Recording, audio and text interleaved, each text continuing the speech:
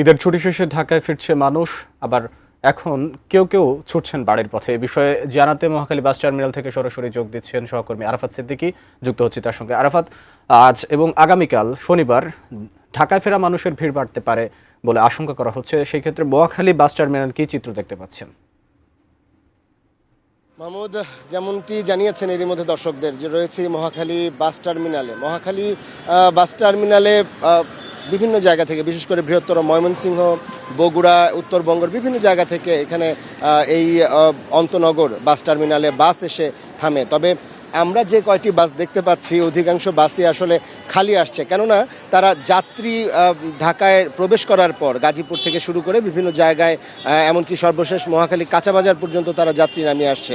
তবে প্রত্যেকটি গাড়ির চালকরাই আমাদের জানিয়েছেন যে তারা যেসব জায়গা থেকে ছেড়ে আসছেন সেখানে আসলে প্রচণ্ড যাত্রীদের চাপ রয়েছে এবং তারা যাত্রীরাও মোটামুটি হিমশিম খাচ্ছেন নিজ নিজ এলাকায়, বিশেষ করে নিজ নিজ এলাকায় যে বাসের টিকিট পেতে।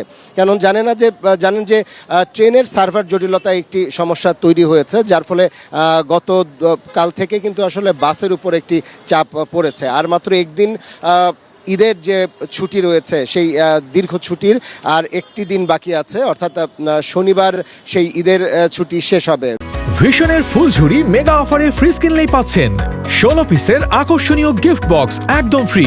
রোববার থেকেই মানুষের, যারা সাধারণ চাকরিজীবী, তাদের নিজ নিজ কর্মস্থলে যোগ দিতে হবে এবং সে কারণেই এই 2 দিন আসলে বাড়ি থেকে কর্মস্থলে ফেরার মানুষের চাপটা একটু বেশি রয়েছে। আমরা মহাখালী আসার পর পুরো ঢাকা শহরে আমরা কোথাও যানজট পাইনি, তবে মহাখালী আসার পরে আমরা দেখতে পাচ্ছি যে কিছুটা যানজট তৈরি হয়েছে, কেননা বিভিন্ন জায়গা থেকে বাসগুলো আসছে এবং দ্রুতই সেগুলো আবার অনেকটা খালি বাস নিয়েই ফিরে যাচ্ছে। যদিও অনেক জায়গায় আমরা দেখেছি যে মানুষ আবার নিজ নিজ বাড়িতে যাচ্ছে। তাদের সঙ্গে আমরা কথা বলার চেষ্টা করেছি যে আসলে ঈদের ছুটি তো শেষ, এখন কেন বাড়ি ফিরছেন। অধিকাংশই তারা কর্মজীবী এবং পেশাজীবী বিশেষ করে, এবং ঈদের এই সময়টায় যারা ঢাকা শহরে সেবা দিয়েছেন, ঢাকা শহরে সাধারণ মানুষের নানান রকম কাজে নিয়োজিত ছিলেন, তারা আসলে এখন ঈদের ছুটির শেষে তারা নিজেরা ছুটি নিয়ে তারা নিজ নিজ বাড়িতে ফিরে যাচ্ছেন।